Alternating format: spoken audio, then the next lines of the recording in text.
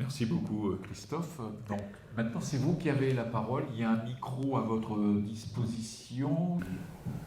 Oui, d'abord, merci pour votre intervention. Il y a plein de points que j'aurai plaisir à débattre avec vous. Le premier, qui est, à mon sens, incontournable, c'est le fait que dans votre projection à venir, enfin dans vos propositions, et dans votre perspective des, disons, 40 ou 50 ans passés, il me semble que vous négligez l'aspect, le biotope, la façon dont notre société a exploité la terre sans coût ou négligeable par rapport au réel coût, si tant est qu'on puisse le quantifier, l'exploitation et puis après la production. Et dans la projection qui me semble que vous faites, le facteur limitant de la condition de vie, qui est lié justement à notre environnement qui est en train de changer drastiquement et sur lequel on va avoir des grandes difficultés à revenir. En fait, j'ai l'impression que vous prenez ça comme une constante. Sur les 40 années passées et sur vos projections, c'est comme si en fait tout allait continuer à se passer tel que ça s'est passé avant. Et on sait que ça ne sera pas le cas. Et par rapport à la démocratie et à nos systèmes économiques, quelle que soit la façon dont on les envisage, le goût qu'on peut avoir pour certaines formes ou pour d'autres, je pense que c'est justement notre rapport au monde, à notre planète, la façon dont on vit, qui va échafauder. Enfin, en fait, c'est la chose sur laquelle on doit s'appuyer pour pouvoir penser la suite. Et en fait, ça va être la contrainte la plus forte. Il n'est pas dit que dans 30 ans, la démocratie sera encore possible, du fait des conditions dans lesquelles on vit. Et il n'est pas dit que l'économie libérale soit encore possible, du fait du monde dans lequel on vit. Je vous remercie. Très bien. Merci beaucoup. Donc, il y avait une demande d'intervention là. Vous voulez bien lever la main, qu'on puisse vous repérer? Voilà. Oui, oui, les peuples vivent dans des États-nations, ça c'est très clair. Mais est-ce que le grand capital vit dans des États-nations? Quand on prend les multinationales, quand on prend le monde de la finance, et qu'il s'évertue à monter ces extraordinaires mécaniques d'accords de libre-échange qui établissent les règles selon leur intérêt et leur bon vouloir, à ce moment-là, les décrets, les lois et même les constitutions des États ne tiennent plus. Voilà, je voudrais insister sur cette extraordinaire contradiction. Super, on a bien noté, on va en débattre. Et donc, levez la main bien haut. Voilà. Bonsoir, merci pour votre présentation. J'ai deux questions. Ma première porte sur quelque chose que Marx n'avait pas compris, mais qu'heureusement d'autres chercheurs marxistes, notamment féministes, ont mieux élaboré. C'est le concept de reproduction sociale, c'est-à-dire toutes ces activités non rémunérées, non marchandes, qui créent de la valeur ajoutée, qui sont souvent exercées par des femmes, notamment au travail, ce qu'on appelle le travail domestique, mais aussi le bénévolat, l'associatif. Comment faire en sorte, dans le cadre d'une économie républicaine, de réencastrer ces activités, de symboliquement les réévaluer, et peut-être aussi de les rémunérer en quelque sorte. Et ma deuxième question se rapproche de ce que dit monsieur, c'est-à-dire est-ce qu'une économie républicaine est envisageable sans contrôle des capitaux? Eh bien, c'est à toi, maintenant, Christophe. Ouais. Alors, comment dire, Je vais prendre dans l'ordre. Sur les questions écologiques, moi je m'oppose radicalement au discours des collapsologues. Je pense que, à nouveau, les adversaires mettent toujours le doigt sur quelque chose, mais voilà, quand Yves Cochet, de façon assez brutale finalement, décrète qu'il pense qu'il est sûr qu'en 2040, la moitié de l'humanité aura sans doute disparu. Je pense que, je ne sais plus qu'est-ce qu'il disait pour 2030 d'ailleurs. Bon, il faut arrêter. Il faut arrêter, surtout quand on vit sur un grand domaine. Il faut arrêter. C'est pas... Voilà, je pense que les dégâts écologiques sont déjà suffisamment importants pour qu'il n'y ait pas besoin d'en rajouter.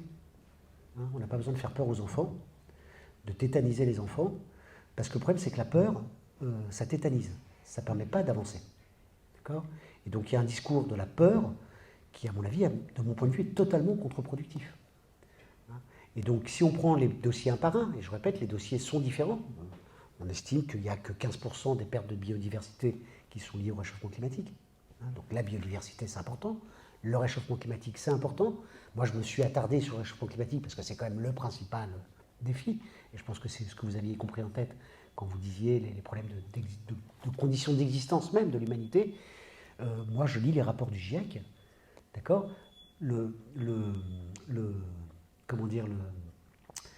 GIEC vous dit que pour réduire drastiquement, se passer des énergies fossiles, d'accord ? Réduire drastiquement donc, les émissions de gaz à effet de serre pour limiter le réchauffement climatique, 1,5, la plupart des spécialistes maintenant considèrent que 1,5 c'est passé, c'est râpé, on n'y arrivera jamais, d'accord ? Donc l'objectif c'est au moins de rester entre 1,5 et 2, d'accord ? En sachant que 2, ça posera plein de problèmes, d'accord ? Il y a des zones entières qui vont devenir moins habitables, plus difficilement habitables, voilà, donc ça pose plein de problèmes. La Terre ne va pas arrêter de tourner, même avec 2, et même avec 3 degrés, personne ne dit ça. D'accord ? Et l'humanité ne va pas disparaître. D'accord ? Il y a des problèmes immenses qui seront posés. Comment ? Et la démocratie ? Les collapsologues, quelque part, excusez-moi, avec leur discours quasiment religieux, parce que c'est une religion, ils en reviennent à la démocratie. Moi, quand je lis Pablo Servigne, c'est pas un grand défendeur de la démocratie, d'accord ? Il est pour reconstruire des petites communautés de survivants, retrouver mon moi sauvage, comme il dit. Je ne vois pas la démocratie dans tout ça. Donc voilà, donc je pense que je vois pas. Donc moi je pense qu'il faut prendre sérieusement, d'accord ? Si vous voulez, décroissance, tout ça, fin du monde. Pour lancer c'est relativement. Vous savez, René Dumont, en 1974, il y en a qui ont connu, vu la moyenne d'âge dans la salle, il y en a qui ont connu. René Dumont, en 1974, vous savez ce qu'il dit à un moment donné durant sa campagne électorale ? Il dit, mais c'est dégueulasse de fermer les mines de charbon. On aurait besoin du charbon pour se passer du nucléaire. Mais oui, on n'avait pas conscience à l'époque des problèmes de réchauffement climatique. C'est relativement récent, d'accord ? Cette conscience des problèmes de réchauffement climatique. Et donc, maintenant, que dans un premier temps, vous voyez ce que je veux dire ? C'est toujours le cas, qu'on pousse des cris, etc., qu'on dise fin du monde, ok, pour mettre l'accent, ok. Maintenant, si je puis dire, on a peut-être passé le temps, simplement, du cri, etc. Il faut se trouver des solutions. Et quand on regarde les solutions, eh bien, je suis désolé, ce que dit le GIEC, il n'est pas du tout pour la décroissance. D'accord ? Mais le GIEC, déjà, il travaille à l'échelle internationale. Et si je puis me permettre, la décroissance, pour le coup, c'est quand même un petit discours occidentalo-centré. Vous voyez ce que je veux dire ?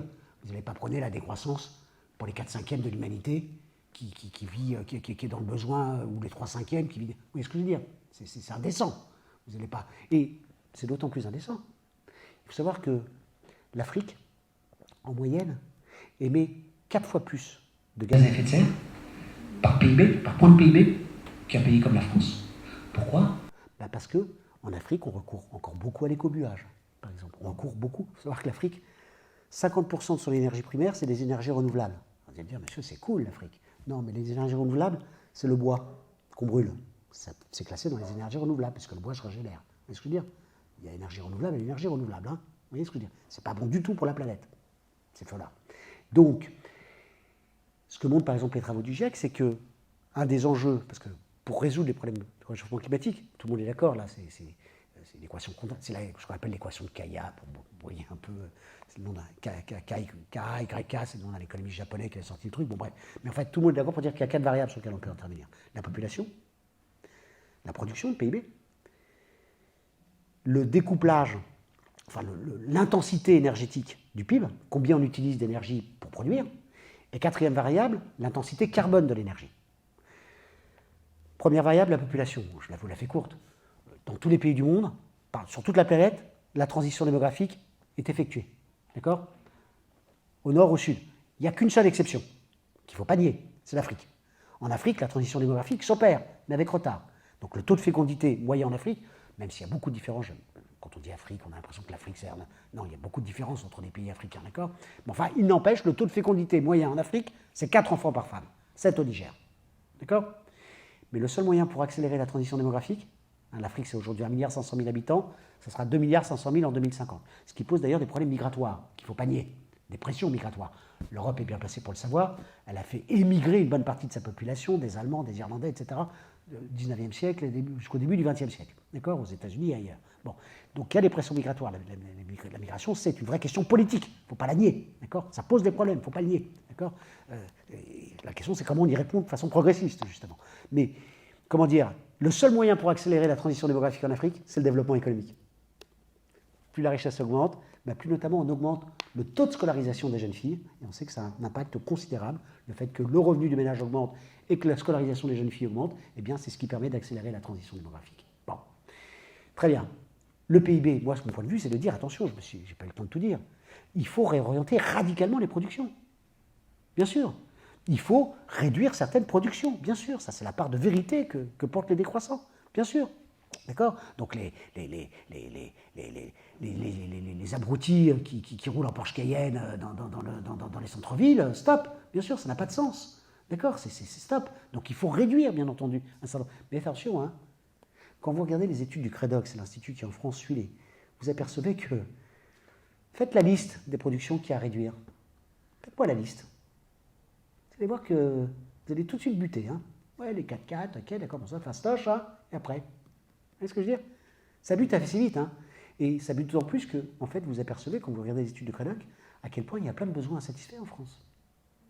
Logement, construire des logements, il y a besoin de logements, c'est du PIB. Hein. Mieux manger. Mais il faut savoir qu'un kilo de carottes bio, ça augmente le PIB par rapport à un kilo de carottes industrielles. Hein. Ça demande plus de temps. Et si vous payez le paysan au moins en même montant que celui qui produit des carottes industrielles, c'est quand même la moindre des choses, ça augmente le PIB. Dans le PIB, vous n'avez pas simplement des quantités, vous avez des qualités. Par convention, toute augmentation de la qualité, c'est une augmentation en volume dans le PIB. C'est intéressant ça, d'accord? C'est pas facile à calculer après, mais c'est la convention qui est retenue partout dans le monde.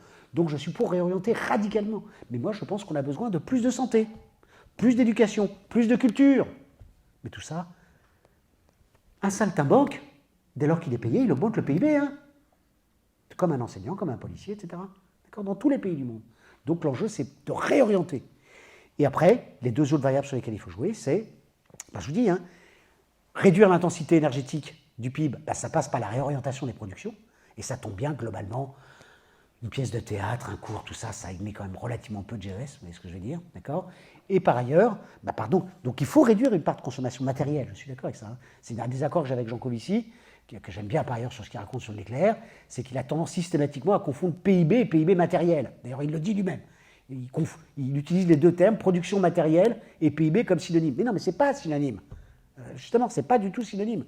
D'accord? Et on vit déjà dans des économies de services, et voilà, l'essentiel de notre production, ce n'est pas de la production matérielle qui émet directement des GES. Bon. Et le quatrième volet, c'est décarboner l'énergie. Et donc là, on est renvoyé au débat nucléaire, ENR, qui est un débat... Bon, très bien. Alors, sur reproduction sociale, bénévolat, l'enfer est pavé de bonnes intentions. Les études nous montrent que,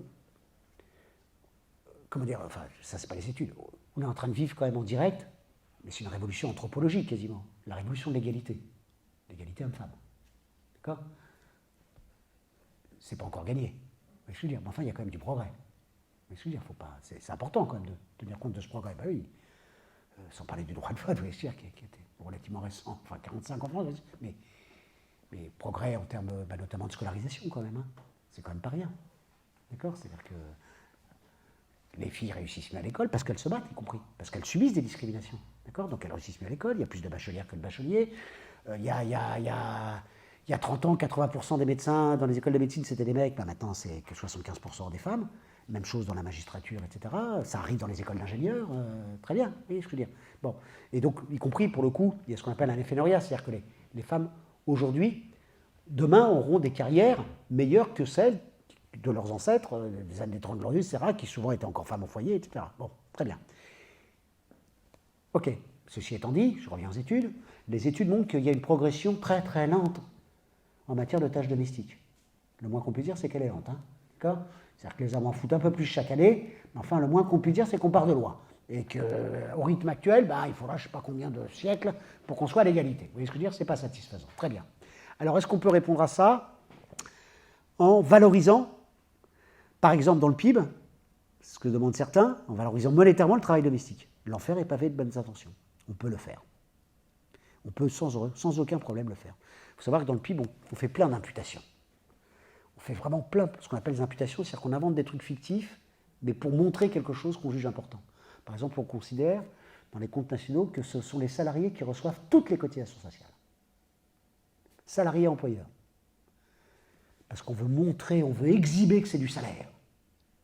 Et je trouve ça très bien. Et ensuite, on fait comme si ça ne change rien, hein, que c'était eux qui les versaient aux URSSAF. Vous voyez ce que je veux dire? En fait, c'est les entreprises qui les versent. Mais on fait ce choix-là. On fait cette imputation, ce détour-là, parce qu'on veut montrer quelque chose. Même chose, on considère qu'un propriétaire de logement produit un service de logement. D'accord? Mais oui, c'est important, puisqu'on va avoir le même chiffre côté demande, revenu. Vous avez bien compris que ceux qui payent un loyer, ils le sentent passer le loyer. Et donc, ils achètent quelque chose, ils achètent un service de logement. Et s'ils achètent quelque chose qui est produit, il faut bien que ça soit produit. C'est produit par le propriétaire de logement. Vous voyez ce que je veux dire? On fait plein d'imputations comme ça. On pourrait faire l'imputation, il y en a des économistes qui le font. On peut valoriser le travail domestique des femmes dans le PIB. Et on valorise comment? Par exemple, au salaire moyen d'une femme de ménage. D'accord? Ou même au plus, on peut même... Et on aboutit à l'horreur. Parce que si on fait ça, vous avez bien compris, on double le PIB quasiment. Hein. On double le PIB, vous suivez, côté production, côté demande, oui, et côté revenu. Et donc après, on peut arriver à la conclusion que si les femmes ne sont pas contentes, on peut leur dire faites plus souvent le ménage. Vous voyez ce que je veux dire? Faites plus souvent le ménage. Ça augmentera le PIB et ça augmentera votre revenu imputé. C'est bon, vous êtes contente? Pas terrible, hein? Il ne faut pas tout mélanger. Moi, je suis pour dire que dans nos économies, dans nos sociétés, il y a une part d'économie monétaire. Voilà. Et monétaire, ce n'est pas forcément marchand. Il y a tout le service public qui fonctionne de façon monétaire. Les fonctionnaires reçoivent un salaire, et c'est très bien. Il y a une part d'économie monétaire, il y a une part d'économie qui n'est pas monétaire. Et il ne faut pas le monétiser. Sinon, on va tout monétiser comme ça. Et c'est encore pareil pour le bénévolat. Ce qui fait le charme du bénévolat, c'est que ce n'est pas monétisé, justement. D'accord? Si on commence à monétiser le bénévolat, et on sait le faire, hein, les assos, elles remplissent des trucs de comptes de bénévolat, etc. Mais je vous assure que ce n'est pas très bien. Si vous voulez, on a des statistiques sur le temps domestique de travail. On a des statistiques sur le million d'associations qui existent en France, c'est génial, etc. C'est en partie lié d'ailleurs à la retraite assez précoce qui fait que, voilà, on a plein de bénévoles en France. On a plein de statistiques. Mais mettre ça dans le PIB, au nom du fait que le PIB, il ne prend pas en compte le travail domestique des femmes. Mais non, mais en fait, ça serait un piège absolument redoutable. Donc je pense qu'il faut faire attention à ne pas monétiser, parce qu'au risque de tout marchandiser après. Hein, c'est comme, là j'ai un désaccord, j'imagine certains dans la salle connaissent Friot, qui disent « Ouais, les retraités travaillent ». Je dis « Mais Bernard, attention ». D'accord? À force de dire que les retraités travaillent, à un moment donné, il y a des ozos qui vont arriver en disant « Écoutez, puisque Friot dit que les retraités travaillent, on va les mettre au travail. Hein. » D'accord? On va avoir de la contrepartie. D'accord? C'est un discours ésotérique, d'accord, qui, à mon avis, alors fait quelques adeptes ici et là, d'accord, comme tout discours ésotérique, mais qui mène pas très loin, d'accord, de mon point de vue. Alors après, sur nation-État, je vais très vite, je suis d'accord pour dire que, bien entendu, je n'ai peut-être pas été suffisamment clair, on ne changera pas, on n'améliorera pas les choses si on ne remet pas en cause radicalement les 5 volets du néolibéralisme. Radicalement. Et ils se tiennent entre eux. Hein. On ne peut pas toucher à l'un sans toucher à l'autre. Il faut remettre en cause radicalement la finance libéralisée. D'accord? Donc contrôler les mouvements de capitaux, taxer les mouvements de capitaux, être méchant contre la finance, refaire de la répression financière. Alors, je peux vous citer une batterie. Et on sait comment faire, si je puis dire. Hein. Et je dirais que techniquement, c'est plus facile qu'hier. Il y a des traces informatiques maintenant. Tout est tracé informatiquement. C'est beaucoup plus facile à suivre une trace informatique qu'une valise de bifton, je vous assure. C'est beaucoup plus facile. Donc il n'y a pas de problème technique, il y a un problème de volonté politique, il faut s'attaquer. Et là, ça suppose un affrontement, bien entendu, qu'avec des intérêts. Alors ce qu'on a pour nous, c'est qu'on a la majorité avec nous, quand même. Ces gens-là ne représentent qu'une infime minorité. Et donc on doit prendre appui sur cette vocation majoritaire pour dire, ben maintenant, le pouvoir exorbitant de la finance qui coule les entreprises en plus, parce que c'est ça le fond de l'affaire. Hein, c'est que ça coule les entreprises. Hein, et donc je pourrais développer là-dessus, mais il faut savoir que la bourse, globalement, ne finance pas les entreprises. Chaque année, il y a plus d'argent. Il y a quelques entreprises qui se financent en rentrant en bourse ou en augmentant leur capital. Mais les sommes qui sont récupérées par ce biais-là sont largement inférieures aux sommes qui sortent des entreprises sous forme de dividendes et de rachat d'actions. Rachat d'actions, c'est la pire des choses. 20 milliards l'année dernière en France, c'est rien que pour le CAC 40. C'est vous rachetez les actions pour les déchirer, vous détruisez du capital pour faire monter le cours. D'accord? Pour faire monter le cours, bah oui, ça fait un flux d'achat, puis vous dites aux actionnaires qui restent, bah vous aurez le dividende en moins grand, vous aurez plus de dividendes puisqu'il y a moins d'actionnaires. C'est une aberration complète. Globalement, la bourse ne finance pas les entreprises. Voilà, donc moi je suis pas pour supprimer les banques, la monnaie c'est très intéressant, c'est très important, c'est très loin, même pas pour financer la finance, parce que ça permet, ça permet de rendre liquide ce qui ne l'est pas, donc pourquoi pas, mais par contre il faut contrôler radicalement ça. Même chose pour le libre-échange. D'accord? Le libre-échange, il faut le remettre radicalement en cause. Maintenant, si vous voulez, la crise de 2008, ça montrait les dégâts de la finance libéralisée, la crise du Covid, elle a montré les dégâts du libre-échange. Il faut remettre en cause l'austérité salariale, la contre-révolution fiscale, etc. Et ça suppose que les États reprennent la main. Là où je serais peut-être une nuance avec vous, c'est que je pense qu'il faut faire attention à ne pas croire, à ne pas penser que les États n'ont plus de pouvoir. Regardez ce qui s'est passé avec la crise de 2008. Qu'est-ce qui s'est passé? Ah bah tiens, d'un seul coup, les banques, les grandes entreprises ont dit « Oh les États, vous nous sauvez s'il vous plaît ?» Et qui est-ce qui a sauvé l'économie? C'est les États. Qu'est-ce qui s'est passé avec la crise du Covid? Enfin, la crise du Covid, c'est le grand retour de l'État. Et à chaque fois, même les grandes entreprises se sont tournées vers leurs États. Vous voyez ce que je veux dire? Il n'y a pas une firme internationale qui a dit « Conseil de sécurité de l'ONU, là, vous pouvez me subventionner ?» Non. Les grandes firmes, en fait, ont tout, malgré tout, bien qu'elles se soient financiarisées, mondialisées, je suis d'accord, elles ont encore une assise nationale. Ben d'ailleurs, les grandes firmes, Renault s'est tourné vers l'État français, Stellantis s'est tourné vers l'État français, etc., etc. D'accord? Donc, les grandes firmes se sont tournées vers leurs États nationaux pour être sauvés. Les États ont encore du pouvoir. Attention à ne pas... Je suis d'accord pour dire qu'ils ont perdu. Ils ont perdu volontairement, c'est de la servitude volontaire, hein, une partie de leur pouvoir. Mais on peut le reprendre. Et de toute façon, si on ne le reprend pas, on est perdu. On est perdu, ça veut dire qu'on abandonne la démocratie. La démocratie, elle vit dans le cadre des États-nations.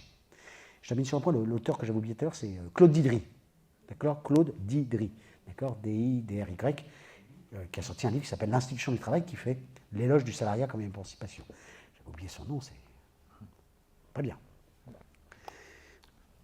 Merci, on a encore du temps pour prendre 3 interventions. Enfin, justement, ça tombe bien. Il est où le micro? Non, mais là, Fabrice est devant Fabrice.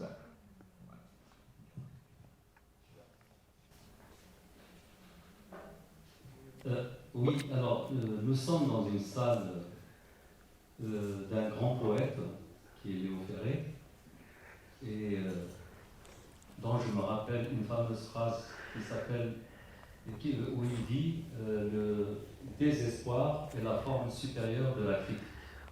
Si j'étais économiste comme vous, je ne me qualifierais pas comme économiste atterré, mais comme économiste désespéré ou bien plutôt économiste exaspéré. Je crois que dans votre exposé, vous êtes appliqué à dire que la démocratie et le capitalisme, le libéralisme économique peuvent être compatibles. Or, moi, je n'y crois pas du tout.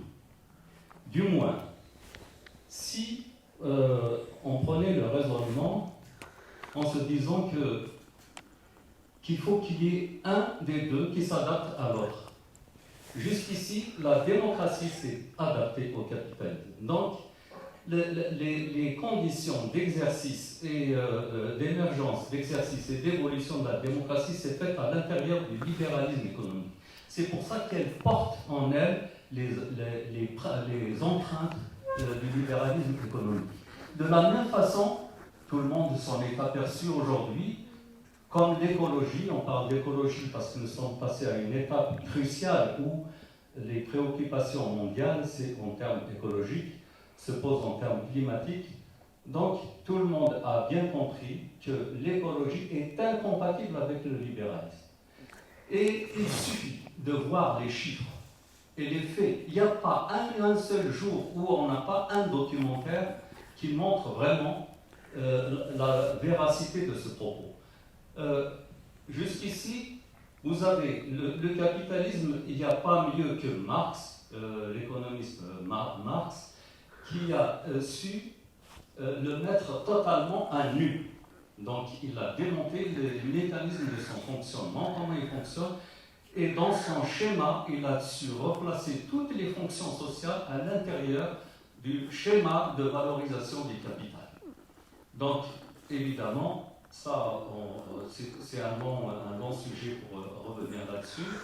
Et le fonctionnement actuel des sociétés capitalistes, il suffisait juste de revoir le schéma de valorisation de reproduction du capital pour comprendre comment fonctionne cette démocratie.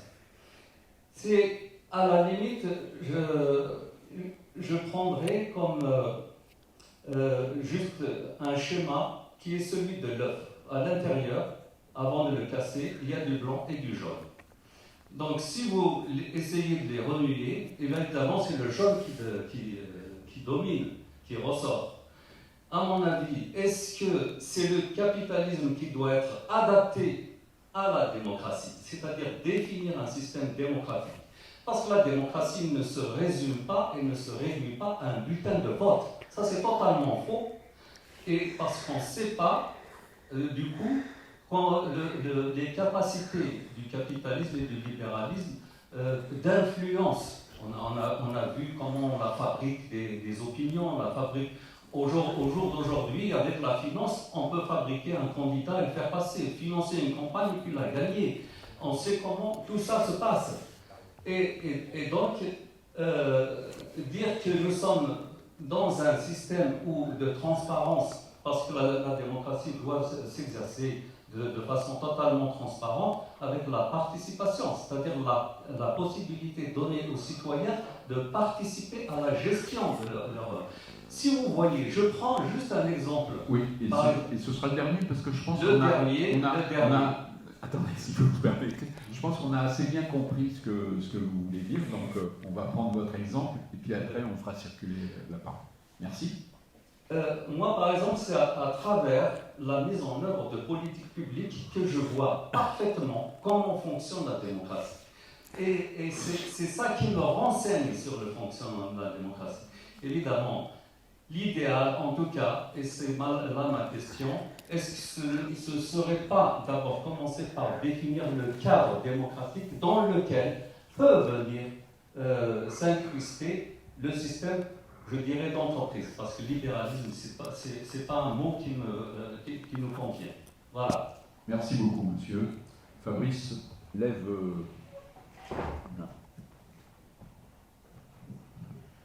Oui, bonsoir, et merci encore à Christophe, parce que ces réflexions sont stimulantes. On peut ne pas être forcément d'accord, mais ça stimule la réflexion. Je vais y aller à la serpe, hein, tu m'en veux pas. Je vais partir de cette idée de l'échec du socialisme pour dire peut-être qu'une des explications qu'avance Marx lui-même, c'est qu'il voyait le communisme non pas dans un pays sous-développé, mais dans lui-même, que les forces productives matérielles et humaines, et pas simplement en code technologique, qui ne sont que le bout du bout, soient très développées. Donc peut-être qu'il faut aussi relativiser ce qu'on appelle l'échec du socialisme.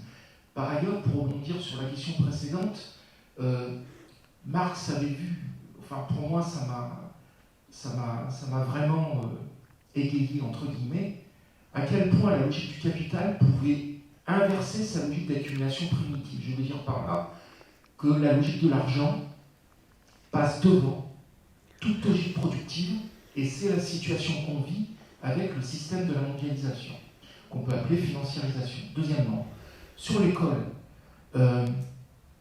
je partage tout à fait ton point de vue sur l'importance de l'école publique. Mais ici, à Marseille, on a eu la descente de M. Macron qui nous propose l'école 2.0. Mais l'école 2.0, ce n'est pas l'école publique, ce n'est pas l'école de la République. Sur Marseille, tu as de plus en plus d'établissements de formation universitaire privés, financés par les collectivités locales publiques. Une proposition dans le cadre de l'école, si on pense que l'école de la République doit former des citoyens, je pense, parce que moi j'ai fait le choix dès 14 ans de devenir économiste, j'ai fait bac B et université, je pense qu'il faudrait dès les classes de 3e intégrer des cours d'initiation à l'économie, confirmés dans toutes les classes de seconde, de première et de terminale, qui permettent de faire comprendre les théories différentes, pas une théorie, mais les approches différentes, et c'est ce qui peut permettre de favoriser l'émergence des citoyens. Parce qu'il y en a ras-le-bol que ce soit les experts dits économistes qui contrôlent ces logiques et ce discours. Troisièmement, sur la question du droit du travail. Alors je partage complètement ce que tu dis, mais j'ai une réflexion à te soumettre. Que penses-tu des logiques d'ubérisation où en fait c'est du capitalisme sans capital? Je veux dire par là qu'un taxi Uber, c'est le taxi lui-même qui met à disposition son capital, c'est-à-dire le taxi, l'entretien, etc., etc. Est-ce que c'est pas une forme de retour aux formes féodales de rapport du travail, ou en tout cas de néo-féodalisme? Quatrièmement, Ce sera le dernier point, Fabrice. sur le service public. Alors je partage complètement tout ce que tu dis, là aussi, mais j'ai l'impression que tu parles que des services publics nationaux.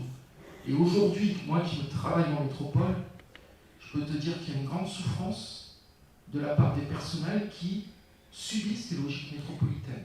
La métropole, c'est l'institution qui détruit le service public local, c'est-à-dire les rapports de compétences à proximité. N'oublie pas que les métropoles ont été faites par fusion des communes, fusion renvoyant au concept du marché. Enfin, dernier point, mais c'est lié. C'est la question, que penses-tu du concept de biens publics mondiaux pour, par exemple, l'eau, l'énergie, peut-être les forêts, quand on voit le comportement du Brésil avec l'Amazonie, etc., etc. Merci. Merci beaucoup. Donc juste devant, voilà. Bonjour, merci pour votre intervention. Moi, je vais être très brève. Ce qui me marque, c'est que dans votre définition de la démocratie, et c'était à la base juste, vous dites chacun a une voix. Oui, mais à condition qu'il aille voter. Et donc, voilà, moi, je voulais votre position là-dessus. Merci. Je commence par la fin. Il y a des moments où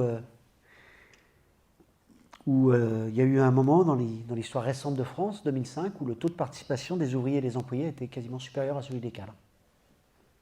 C'était le référendum sur la Constitution européenne. Ça explique d'ailleurs en partie le résultat. Donc c'est pas inscrit dans le... Malgré... vous voyez ce que je veux dire? Malgré la domination du capital, l'aliénation, tout ça, vous voyez ce que je veux dire? Il y a 2005, c'est une illustration parfaite du moment, je ne sais pas si vous en souvenez, pour ceux qui n'étaient pas acquéreurs, on a eu un débat merveilleux, fantastique, partout en France. Dans n'importe quel petit village, il y avait eu un débat, c'était super. Des pour, des contre, vous voyez ce que je veux dire? Tout le monde était d'accord, y compris ceux qui étaient favorables, sur le fait qu'on avait eu un débat merveilleux, sur les plateaux de télé, etc. Un super débat de fond. Sur un sujet technique en plus, le coup traité, il était illisible, enfin, vous voyez ce que je veux dire? Super débat. Taux de participation énorme. Et le résultat qu'on sait.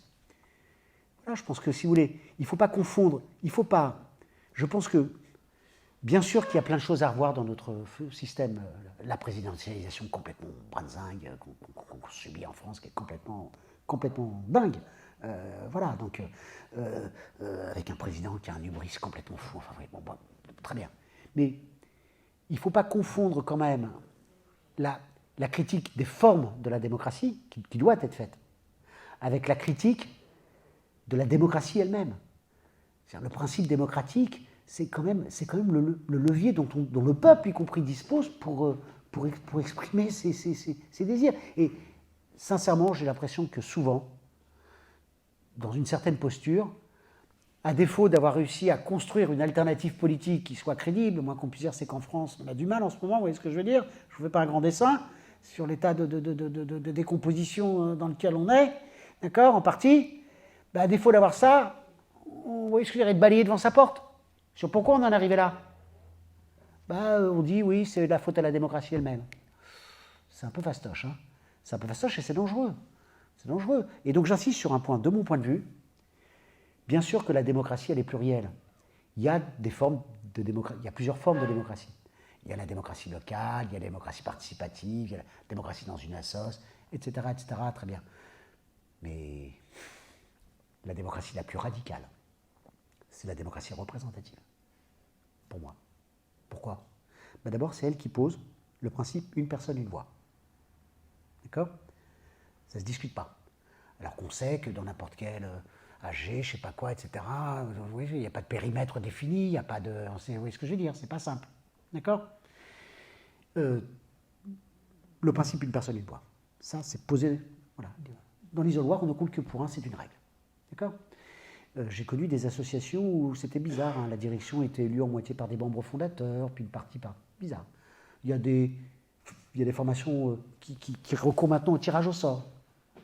C'est bizarre le tirage au sort quand même. C'est-à-dire qu'il n'y a plus de débat politique pour élire des représentants. C'est quand même bizarre. Je ne dis pas que pourquoi pas, hein. Mais enfin, pourquoi pas utiliser le tirage au sort ici et là, pourquoi pas. Mais enfin, faire l'éloge du tirage au sort contre la démocratie représentative, là c'est sans moi. Hein. D'accord?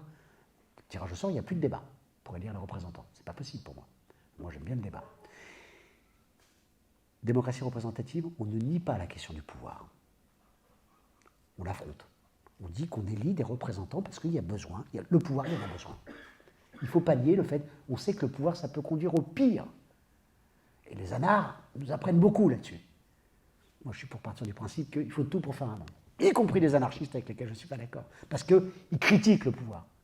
Et quand je dis des anarchistes, y compris souvent des artistes, parce que les artistes, ils portent cette critique du pouvoir. Et c'est très bien, et il y en a besoin. Parce qu'on sait à quel point le pouvoir peut conduire au pire. On est d'accord. Mais il y a besoin de pouvoir. Il ne faut pas nier. Il ne faut pas nier parce qu'il y a besoin. Et c'est pas simplement. Et quelque part, le capital, justement, c'est sa force. Il répond à cette question du pouvoir dans l'entreprise. D'accord? Et donc, si on nie la question du pouvoir, le problème, c'est qu'on n'est pas d'alternative. Mais regardez, dans un service public où il n'y a pas le capital, dans une université, il y a besoin de pouvoir. Il y a besoin de directeurs de département, il y a besoin de présidents d'université. D'accord? Voilà. Et tout le monde n'a pas envie de le faire. C'est pas simplement une marque d'aliénation. Moi, on pourrait me faire un pont en or pour être président de l'université de Paris 1, jamais. Ça veut pas dire que j'ai pas d'ambition, je sais pas quoi, mais ça veut... D'accord? Pas, je veux pas. D'accord? Voilà, parce qu'il y a des égos à gérer. Voilà. Mais c'est pareil dans une assoce. Tout le monde n'a pas envie d'être président, je sais pas quoi, directeur de l'assoce. Voilà. Et c'est pas... Tout le monde n'a pas envie d'être maire. D'accord? Voilà, moi je suis locataire à Paris, j'ai pas les moyens j'ai une toute petite baraque, une petite isba qui, je vous assure, m'a pas coûté grand-chose, que j'ai retapé avec des potes. Il y a un maire, il y a 150 personnes, il y a un pote, un jour, il me dit « Oh là là, Christophe, je t'ai vu discuter avec Roland, le maire, tu sais qui vote à droite ?» Je dis « Mais calme-toi, il fait un super taf. J'en ai rien à foutre qui vote. Enfin, j'en ai rien à foutre, on peut en discuter par rien. Mais il fait un super taf, on a une source à côté, il est obligé d'aller la contrôler gratuitement, enfin, bénévolement. Il fait un super taf, et avec les... On pourrait me faire un pont en or pour être maire de mon bled. Mais non, je veux pas, ça prend du temps, etc. C'est génial qu'il le fasse. Vous voyez ce que je veux dire? Et tout le monde n'a pas envie de le faire. Et c'est pas une marque d'aliénation. Donc voilà. Et voilà. Donc, si vous voulez, on ne nie pas la question du pouvoir. Parce que moi, le discours sur le thème, oui, avec la démocratie directe, il y a le pouvoir, il n'y en a pas, et oh, la flûte. Hein. Ça, alors là, ceux qui me disent, moi, le pouvoir, ça ne m'intéresse pas, j'ai inventé des nouvelles formes où il n'y a pas de pouvoir, je m'en méfie comme de la peste de cela. D'accord? Ça veut dire qu'ils nient la question du pouvoir, et généralement, ça conduit au pire truc en termes de jeu de pouvoir, justement. Vous voyez ce que je veux dire? Bon. Troisième point, l'intérêt général. Quand on pense à la démocratie représentative, on pense l'idée qu'effectivement, il y a besoin d'élire des gens pour voter des lois qui s'appliquent à tous, parce que l'intérêt général, il a une consistance. Parce qu'on ne fait pas ce qu'on veut. Voilà. Quand je dis intérêt, et quand je dis les lois s'appliquent à tous, on peut contester. On peut faire des manifs, on peut faire des pétitions, et Dieu sait que j'en fais, mais on ne prend pas les armes. On ne fait pas sécession, tant qu'on vit en démocratie. Et pour l'instant, on y vit. D'accord? On peut dire, ça ne va pas, mais vous voyez ce que je veux dire? Je pense que c'est important d'avoir cette ligne de crête, sinon on perd toute boussole. D'accord? Et moi, mon projet, sincèrement, c'est pas de cultiver mon petit jardin protestataire. Hein. C'est pas d'avoir ma petite médaille, je suis le thème, je suis le plus radical. Ça, j'ai des collègues qui font ça très bien. Ok. Moi, mon projet, c'est d'essayer de contribuer à un projet majoritaire. Voilà. D'accord? J'ai pas. Voilà. Donc, un projet à vocation majoritaire, de porter un projet de transformation. Et attention, il y a des pays, regardez le Portugal, l'Espagne. Il faut savoir que, par exemple, la gauche se porte plutôt bien. Et ils ont augmenté très fortement le salaire minimum. Je ne dis pas que ce qu'ils font est merveilleux, mais enfin, voilà, regardez. Attention, en 81 en France, on était contents. Ceux qui étaient pour la transformation, on était contents. Vous voyez ce que je veux dire? La droite qui était là depuis des décennies. Voilà. Alors après, la gauche n'a pas été à la hauteur de. Vous voyez ce que je veux dire? Mais enfin, ça c'est. Vous voyez ce que je veux dire? Mais voilà, je pense qu'il ne faut pas négliger le fait que le principal débat politique, il a lieu à l'occasion des élections. C'est vrai à l'échelle municipale, les élections présidentielles. Voilà, il ne faut pas nier ça, il ne faut pas contourner ça. D'accord? Sur écologie, capitalisme, je me suis peut-être mal exprimé. Moi, je suis pour dire que. Moi, je suis comme Piketty là-dessus. Hein. Piketty, il dit, écoutez, quelqu'un qui crée sa boîte, qui apporte 20 000, 30 000 balles, 50 000 balles pour créer une boîte. Petite boîte. Qu'embauche un salarié, 2 salariés. Est-ce que c'est normal que cette personne qui crée cette boîte ait plus de pouvoir que le salarié qui vient d'embaucher, qui peut-être le lendemain lui dira « Écoute, t'es bien gentil, mais j'ai trouvé mieux ailleurs. » Ben oui. D'accord? Donc ça ne me choque pas. Là où je serais d'accord avec vous, qu'il n'y ait pas d'ambiguïté, c'est que je pense que, et avec vous, c'est entre le capital et donc je ne suis pas pour supprimer le capital, je ne suis pas pour supprimer l'initiative privée. D'accord? Voilà, c'est quelque chose que ça. Par contre, une fois qu'on a dit ça, en plus de ça, on est en position de force par rapport aux libéraux. On leur dit, cool, là, t'agites pas, moi je ne suis pas pour supprimer le marché. Je ne suis pas pour supprimer la concurrence. D'ailleurs, souvent, c'est le capital qui est contre le marché. C'est le capital qui est contre la concurrence. Les GAFAM et compagnie, hein, d'accord? Donc, je ne suis même pas pour supprimer le capital. Par contre, pour les grandes entreprises, là, ça n'a plus. En plus, ça, dans les grandes entreprises, il faut savoir que le capital, il est complètement dilué avec le capitalisme néolibéral. Le modèle dominant, si vous voulez, le modèle type de la firme actionnariale, c'est que les grands gestionnaires de fonds, les fonds de pension, les compagnies d'assurance, elles délèguent d'ailleurs une bonne partie de leurs fonds, mais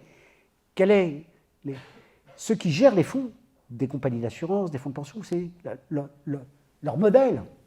C'est le modèle d'actionnariat minoritaire. Ils ne veulent surtout pas avoir 20, 30, 40, 50% du capital d'une grande entreprise. Surtout pas. Parce que ça veut dire que leur portefeuille est plus liquide. Liquide, ça veut dire que vous pouvez vendre à tout moment. Si vous avez 30, 40% du capital d'une entreprise, si vous vendez, ça risque de se voir, vous voyez ce que je veux dire? Ça risque de faire baisser le cours. Donc là, la norme, la règle, le modèle de ces asset managers, comme on dit, de ces fonds, de ces fonds financiers, c'est d'être propriétaire de 1, 2, 3% maximum.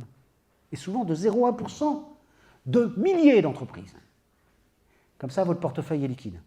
S'il y en a qui font faillite, c'est pas grave, vous allez vous refaire sur les autres. Vous allez diversifier votre portefeuille.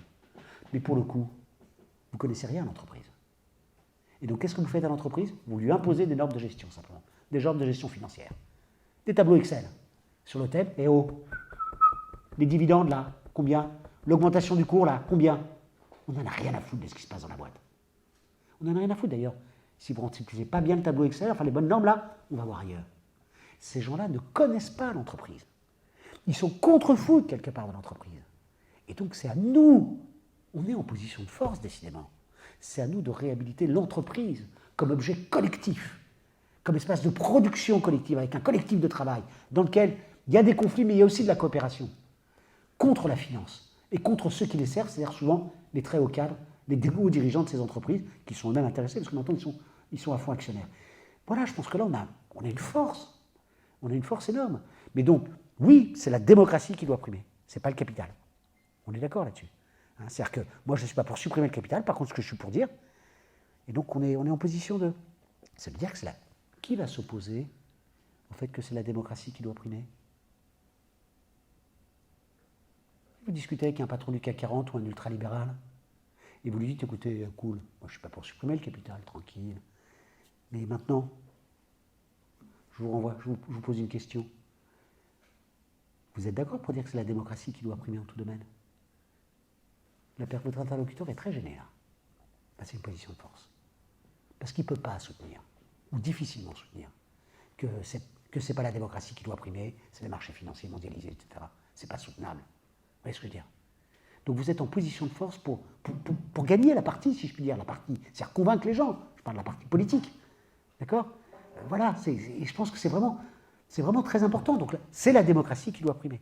D'accord? C'est pas le capital, justement. C'est pas la logique du capital. Et donc il faut réduire, comme vous avez dit ça après, il faut réduire la sphère du capital. Les services publics, la protection sociale, etc. Je pense que là on a... Alors sur Hubert, enfin non, sur Marx, oui, enfin bon, non... Voilà. Marx, il y a des trous noirs dans la pensée marxiste, l'État, la démocratie. Voilà. Et c'est essentiel. Voilà. Et on peut retourner dans tout le problème, dans tous les sens. Il y a ce trou noir qui reste. Voilà. Et les auteurs, parfois, me disent mais il y a des auteurs marxistes qui ont bossé sur l'État, Poulantzas, mais c'est encore pire. Poulantzas, il vous dit oui, en fait, l'État n'est pas qu'une superstructure inessentielle. Non, non. L'État joue un rôle important dans la formation même des classes. C'est pas bête, hein? Les résultats des courses, bah, l'État est d'autant plus bourgeois. Oui, ok, d'accord. Bon, moi, ce que je vous dis, c'est que l'État est en partie au service du capital, bien sûr, aujourd'hui. Mais l'État échappe aussi, il échappe en partie au capital. Il y a une part de l'État qui est l'État social, qui a une dimension non libérale. Voilà. Et même Bourdieu, à la fin de sa vie, ça l'a reconnu. Vous voyez ce que je veux dire? Donc, il a mis du temps. Hein. Et Bourdieu, à la fin de sa vie, a dit que... C'est intéressant, hein, parce que Bourdieu, le moins qu'on il partait de loin, mais à la fin de sa vie, il dit bah oui, en fait, ceux qui ont le pouvoir sur l'État, dans l'État moderne, ils sont obligés d'invoquer l'universel. L'universel, c'est le mot intérêt général que Bourdieu a du mal à prononcer jusqu'à la fin de sa vie. Hein. Ils sont obligés d'invoquer l'universel, l'intérêt général pour asseoir leur pouvoir. Ça, c'est ce que je disais depuis des années. Puis dans ses derniers cours au Collège de France, là, sur l'État, il dit bah, en fait, là maintenant, j'ai progressé. Restez bien assis au Collège de parce que ce que je vais vous dire est important, dit-il, hein, à son auditeur. Il dit, bah, en fait, la noblesse d'État, qui a le pouvoir sur l'État, elle est obligée d'invoquer l'intérêt général pour asseoir son pouvoir. Et vous savez quoi?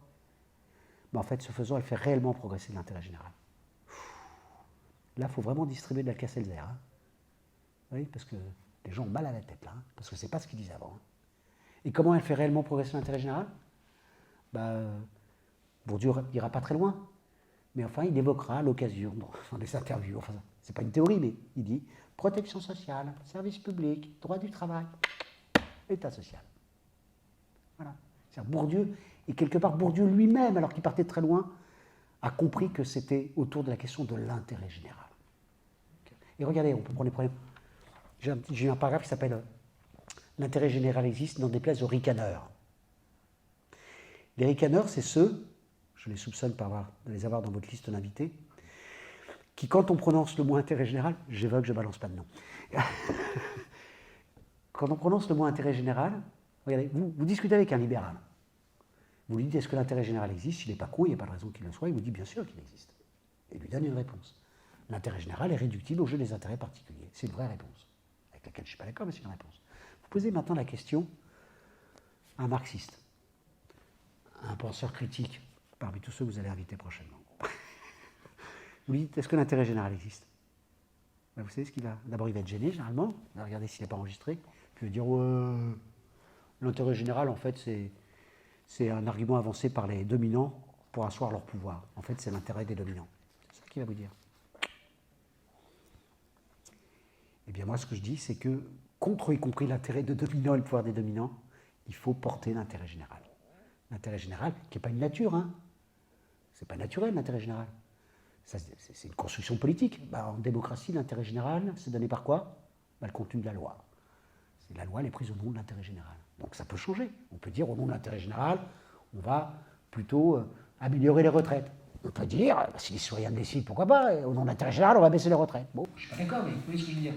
Oui, c'est au nom de la loi. La loi est prise au nom de l'intérêt général. Ce n'est pas une nature, c'est politique. Mais ça existe. Ça a une consistance. Voilà, et je pense que voilà, bien public mondial. Alors d'abord, il y a toute une mode sur les biens communs. En fait, c'est une mode de gens qui n'aiment pas l'État. Elinor Ostrom, la prix Nobel, celle qui a eu le prix de la Banque de Suède sur les communs, quand vous la lisez bien, elle aimait vraiment pas l'État. C'est un peu la deuxième gauche, si vous voulez. Hein. Bon.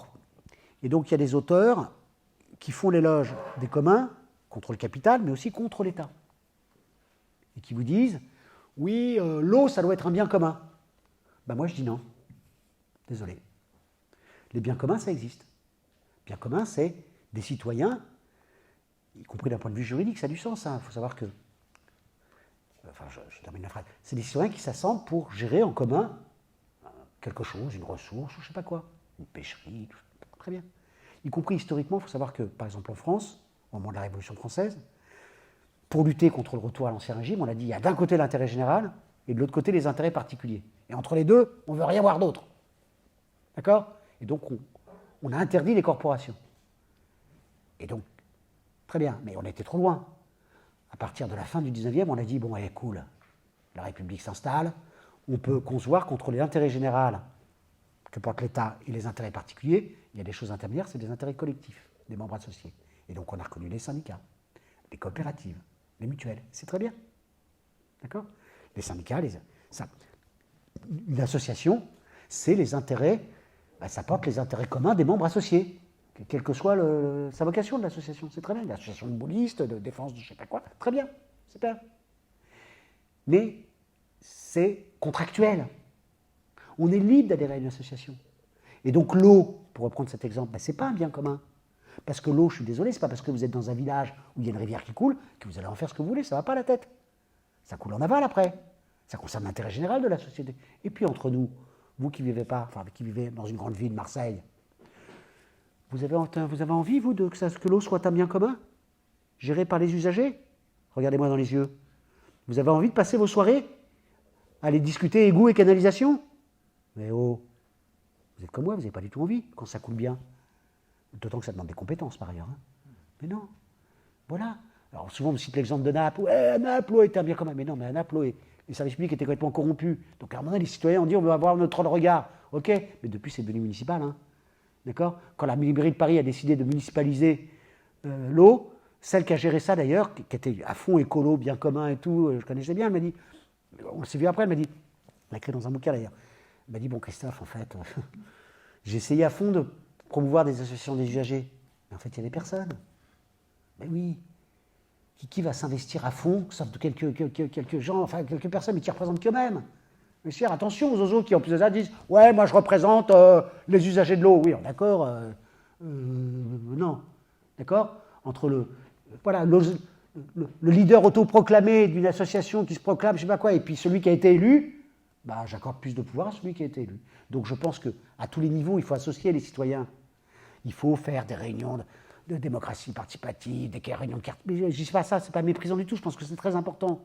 Mais attention à ne pas poser ça comme un substitut au cadre de l'État, de la loi, des élections, ça. Attention, hein, parce que la pente est raide, là. La Convention citoyenne pour le climat, tiré au sort, c'est cool, ces résultats sont intéressants en plus. Hein. Bon, ne sous-estimez pas à quel point il y avait des experts pour animer les débats. D'accord? Et qu'il y a eu 2 sujets qui n'ont pas été traités, qui ne sont quand même pas exactement rien.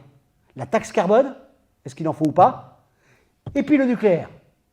D'accord? Et puis par ailleurs, si on avait mis une convention citoyenne au moment du référendum de 2005, sur le traité constitutionnel, sur le thème c'est trop compliqué, on va faire une petite convention citoyenne tirée au sort, eh bien le résultat, vous voyez ce que je veux dire? Il était attendu, hein? C'était oui. Avec éventuellement quelques petits trucs, c'était oui à ce traité constitutionnel.